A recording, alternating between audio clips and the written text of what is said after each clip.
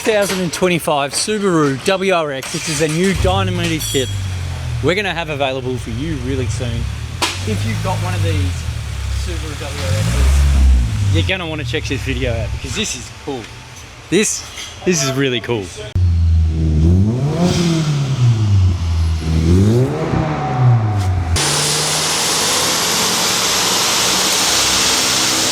So, look, Rich and I are back on YouTube.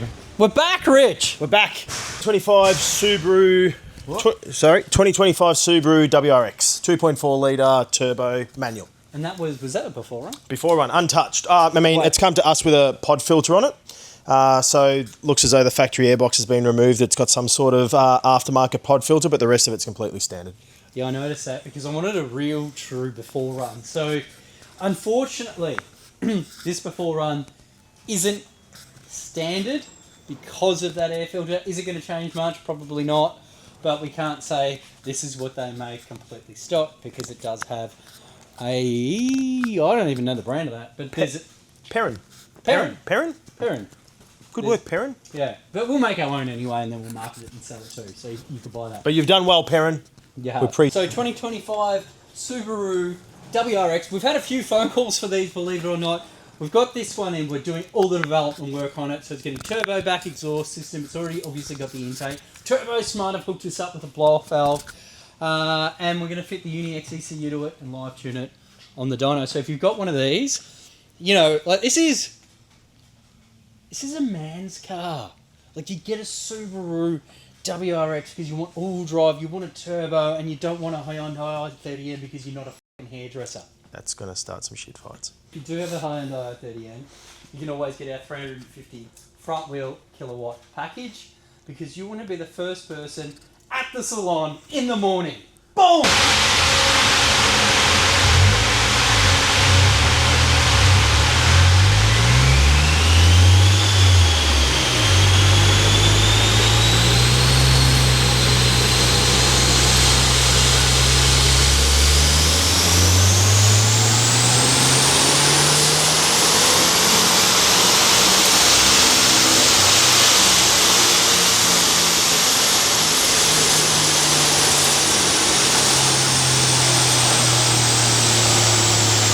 So we'll just quickly, we've had it on the dyno, these results are measured at all four wheels. Richo, run me through it, what did we end up? 154 kilowatts at four wheels and 245 newton meters of torque. Have a look. Yeah, so there we go, 154.2 and 245.3 newton meters of torque. So if you have one of these 2025 Subaru WRXs and you're like, oh, people aren't doing anything for them yet. Well, we are. Here. I'm going to have it. By the way, the exhaust system is all made in Australia. That's right. Literally next door at our fabrication workshop. So all of this will be available. Well, we're here under the WRX and I just wanted to take you through and show you the stock exhaust system. So this is out the box factory as delivered. And this is what you get. So this is the before of the exhaust. Yes, for lack of a better word. So this is what it looks like from the factory. Here it is.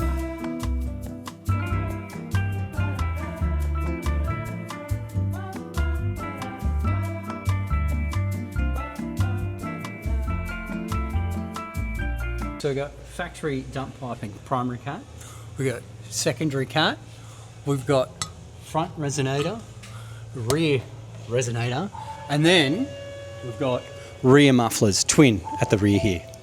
Pretty simple system. What we plan on doing with this one is picking up all the flanges from the factory positions. So you could buy part of our exhaust system, so you didn't want the dump pipe that we're going to do, so you could go from the dump pipe and have a dump pipe back exhaust. You could have a resonator back exhaust, or you could just do the rear mufflers because everything's going to bolt up as per factory. So you can buy it in segments. If you want just a little bit more noise, we've got you accommodated. If you're like, fuck it, Paul, you know what? I want it all the power. I want a dump pipe. I want the whole lot. You can buy that too. So we are fitting a blow-off valve to this 2026 WRX that we've done all of our development work on. So what you can see is they're an electronic blow-off valve from factory. We're replacing it with the Turbo Smart model, which is also electronically operated. So it'll work effectively exactly the same way, but it just allows for a larger volume of air boost to be vented now that we've brought up the boost pressure through the tune. What we've found with a lot of the smaller turbo applications is the blow-off valve itself mounts on the compressor housing, so directly on the front. We see the same out of the Toyota Yaris and things like that, but mounts just up here on this flat face. So the install process obviously isn't as easy as the previous model, which was 2 bolts holding it to the intercooler on top of the engine, but it's not too bad. You do have to remove the intake snout, which is 2 bolts that hold it onto the front of the compressor housing, obviously the intake hose, and there is 2 breathers into the top of it, but once that's out of your way, it's only 3 bolts and an electrical plug to get the blow-off valve off. Could you do this in your garage? You could. I mean, obviously we've got the luxury of using a hoist, but you could do it in your garage by jacking it up. There is quite a comprehensive stone tray, it's on the ground there, that you have to remove, as well as a bash plate that protects the turbo sump. But once those are off, you've got plenty of clearance. They're doing some pin-out work on this Subaru WRX so that we can take control of the engine tune parameters with the Unichip. One of the things that we're looking for is the electronic wastegate actuator. So for everyone who's a little bit more old school, this has replaced like the vacuum boost diaphragm that used to swing the wastegate open and close. It's now electronic with a motor, push-pull style. Think of it like a throttle body. So what we're looking for is the wastegate, electronic wastegate position signal wire. From there, we can take a hold of that with a Unichip and control the position of the wastegate. It has a much better boost control over the conventional way of just intercepting a map signal or something like that. I've got Lee in the car, so Lee, switch the ignition on. Yeah.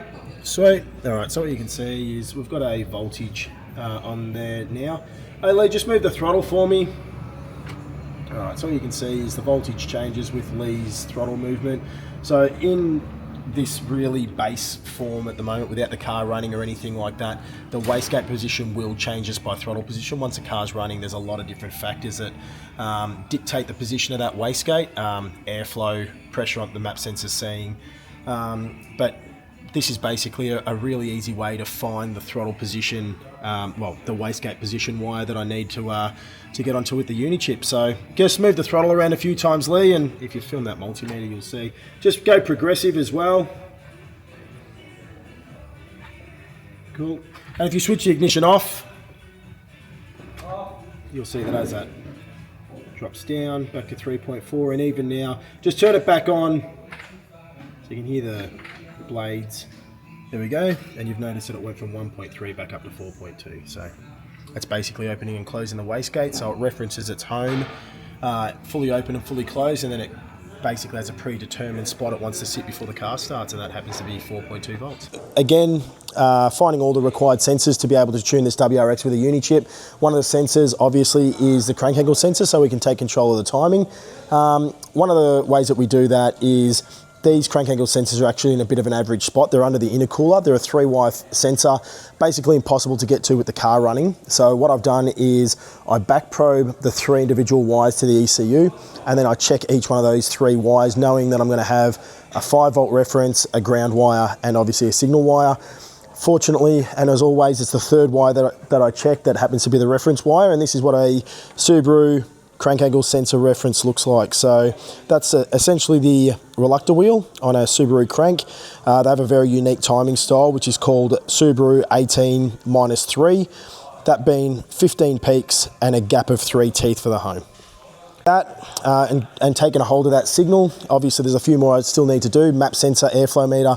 I'll pick up the throttle as well so we can sharpen that up a little bit and get a good throttle reference. Find all of them at the ECU plugs. We're fortunate enough that we have got header plugs to suit this ECU, meaning that the system will be a full plug and play. There'll be no cutting of factory wires or anything like that, so non-invasive at all. And we'll get on the dyno shortly when Rob finishes the exhaust and give it a tune-up. So Richo's asked me to come down and film our exhaust system right now. So this is the brand new Dynamotive. See, we've done a bimodal for this package as well on this Subaru, so you can have the whole loud and quiet, stainless steel, purge, TIG welded. Look at that, absolute cracker of an exhaust system, and it goes all the way to the turbocharger. We've got our heat shielding there for the downpipe, we're about to get it off, throw it on the dyno, and get stuck into the tune-up.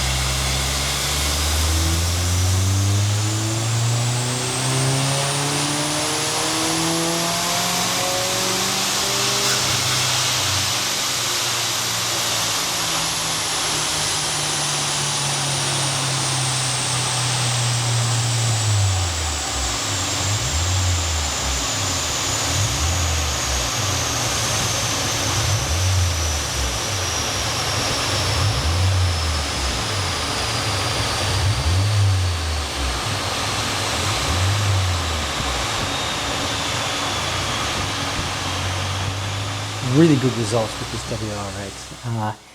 Like a real big soft spot for these, but I just wanted to go over the dyno results. So thing came in producing, what was that, 154.2 kilowatts. That's across all 4 wheels on our chassis dyno, and 245.3 Newton meters of torque.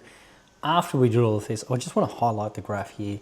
Let's have a look. It went from 154.2 to 216.4 kilowatts. That's a 62 kilowatt increase across all 4 wheels. That torque went from 245 to 360, is it 363.5? I've got the dyno graph over here, which is 118 Newton meter increase.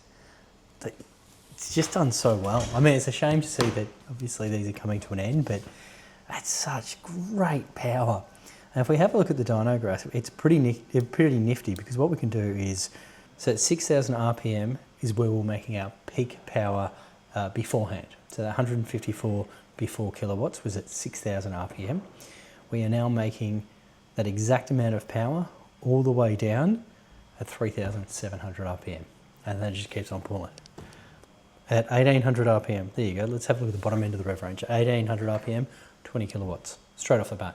Thing just launches. Such a good car. Like I said before earlier in this video, they are a man's car. I love these WRXs, and it's so good to see that, you know, they've gone back to it and it's making some really, really decent power. Anyway, this thing's fucking good. It's safe to say that you've done a lot of Subarus over the last 20 years. Just a few. Probably. 27, 1998. 97. 97. 97 was our first Subaru. When you started WRX. And what did you do to that in 97? Oh, exhaust. Yep. Intakes, turbos, blower valves, intercoolers. Unichip tune. All the stuff, Unichips, yes. And here we are, 2025. Yeah, it's amazing. Still playing with WRXs. As far as it goes, what do you think? How do you think this one came up? Unbelievable. It was really good. Really impressed. Cannot believe the difference it made. Would you go back to driving one of these again if you could get one as a daily? Yeah, I'd really, I wouldn't mind driving this one on the road. I haven't driven it yet, so. So how much power does this come in with? It was about 155, I believe. Okay. And now? Now it's got like 214. Oh wow, so that's the exhaust shut. Yeah, it's a bit more pleasant. That's my over 40s exhaust. I love that. Oh, what a big difference. How good is that? I'm sitting in the passenger seat. I'm like, that's why you are the master.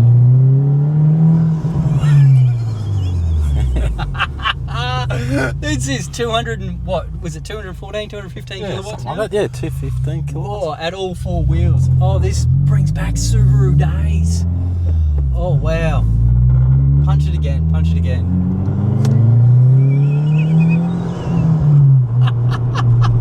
It's a bit of fun, isn't it? Oh, that's really, this has got to bring back some good memories. Yeah. Yeah, they're a bit heavier than the early GC8s, but still a bit of fun for 2026. It's not bad. Yeah. I should dig up and see if we've got a photo of you in one of the old catalogues, because I reckon I've got one hidden away in my top drawer from 1998 when you first did the kit with the turbo back exhaust, the Unichip, intercooler, cold air intake, wall valve. Yeah, I actually saw it. There was one of our cars on full boost at the moment. I saw it at lunchtime. It is. I'll cut that bit out.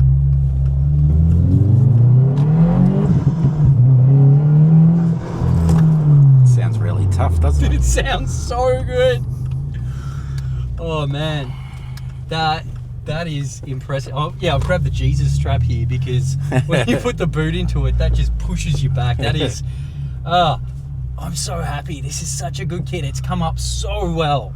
I know anyone with one of these 25s is gonna want to do this. Like you need to get it done. It's so good.